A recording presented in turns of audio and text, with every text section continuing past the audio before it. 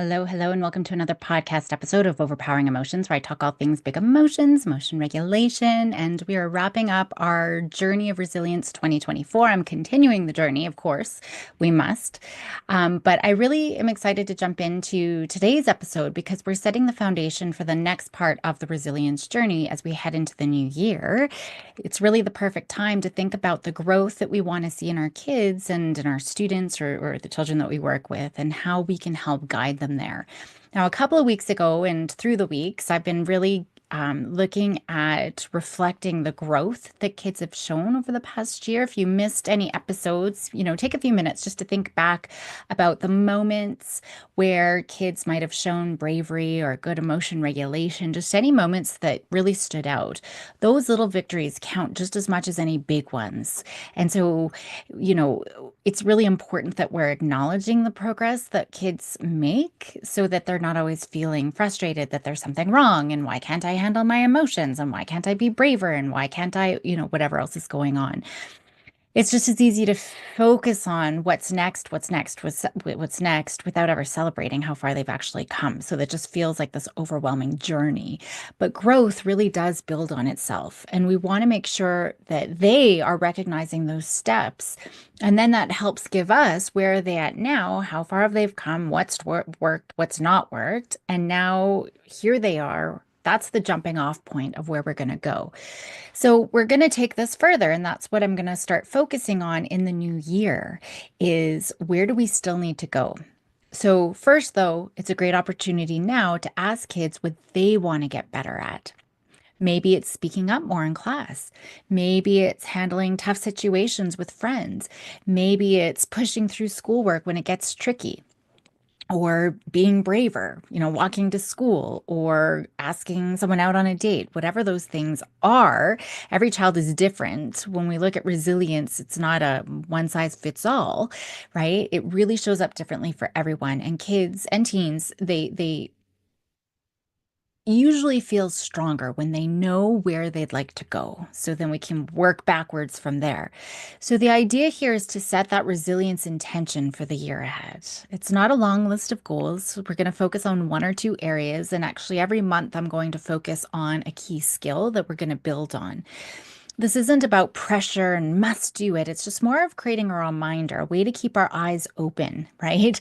Looking intentionally at the growth that they've made, but also the growth that we're aiming for and finding small ways to really work on that over time.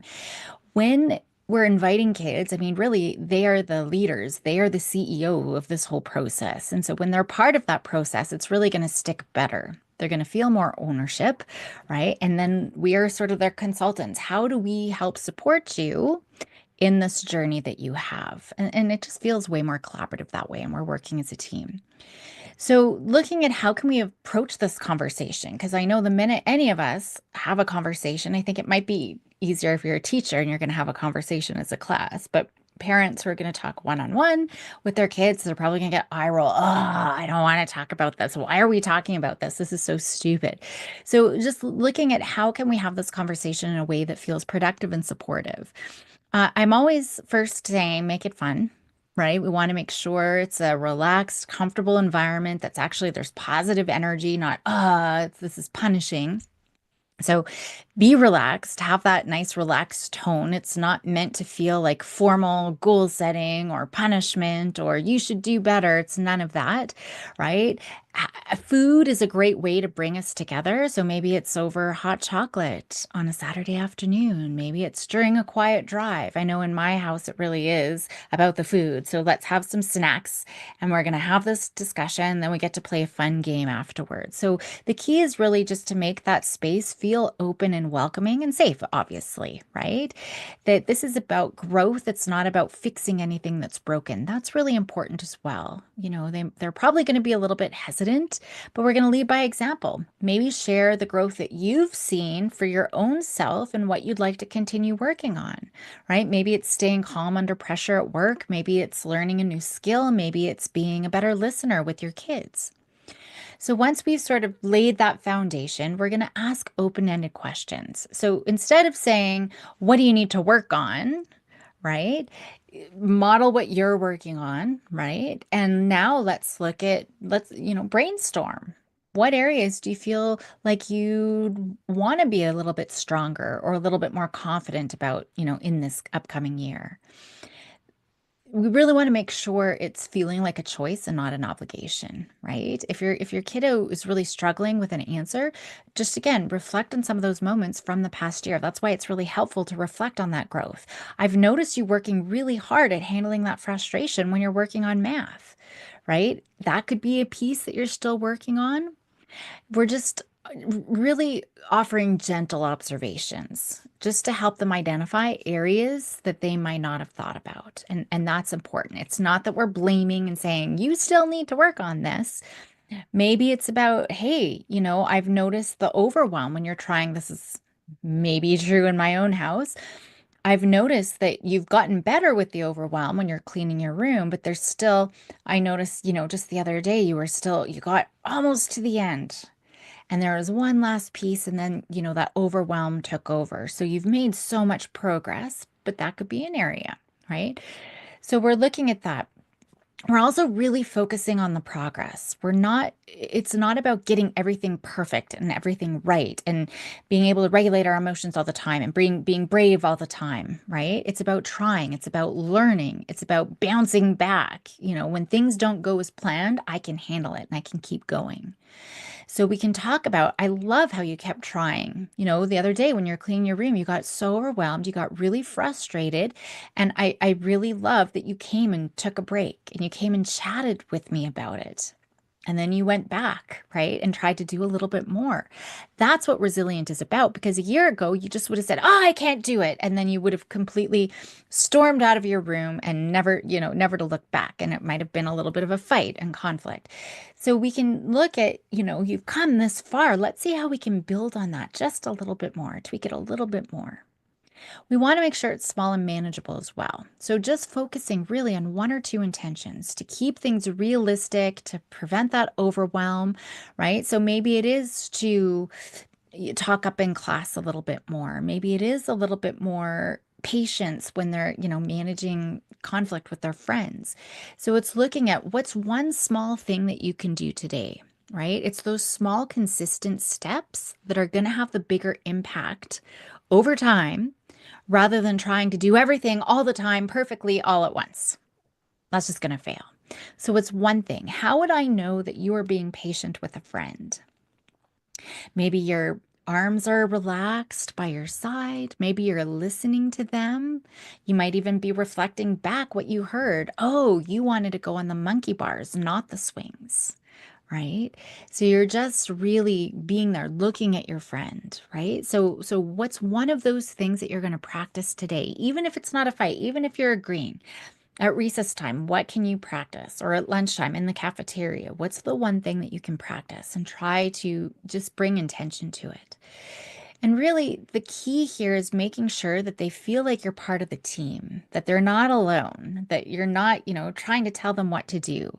So we are there like consultants. We're offering our support. So I hear you say this is what you want to work on. How can I help you with this? Is there something that I can do or something that we can work on together to support you?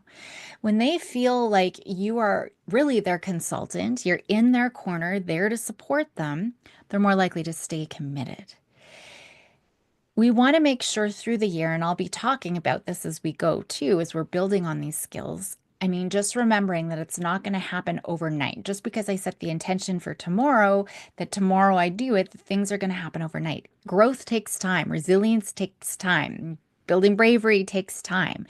So we want to make sure that we're recognizing all of those small wins to keep that motivation going because our brain wants us to forget the success that we've had.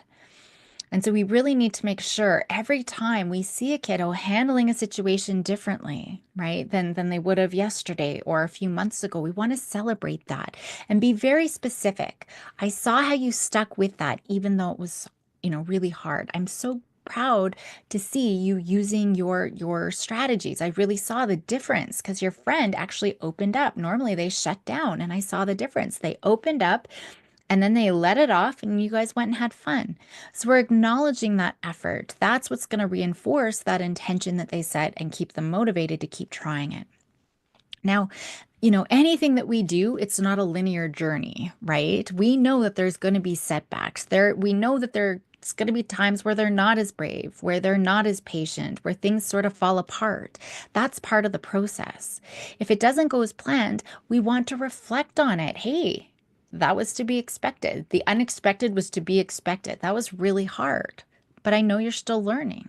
What worked? What didn't work? What would need to happen for next time?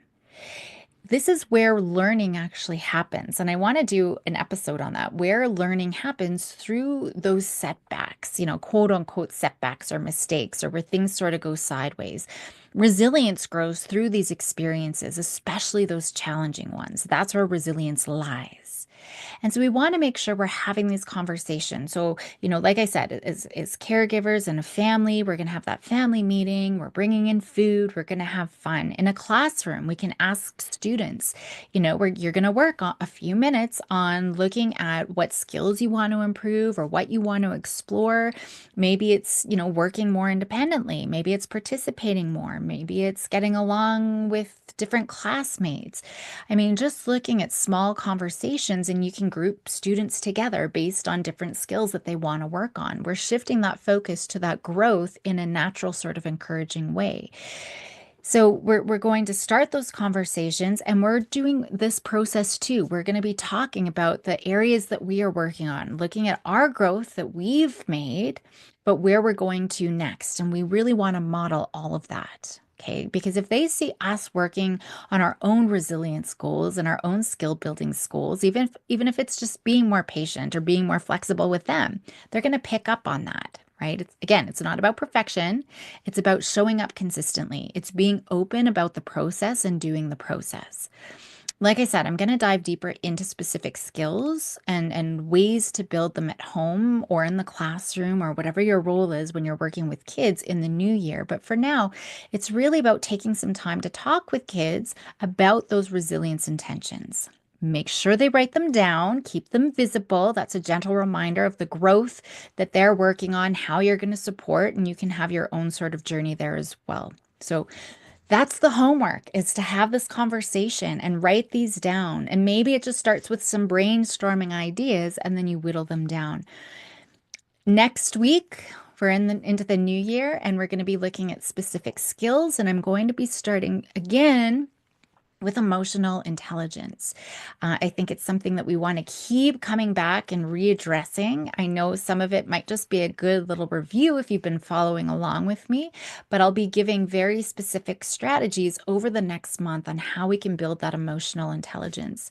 I'd love to hear from you. Let me know how this process goes, if there's any areas you'd like me to focus on in future episodes, if you have any questions. Until then, keep those kiddos bold and courageous, and I will see you next time.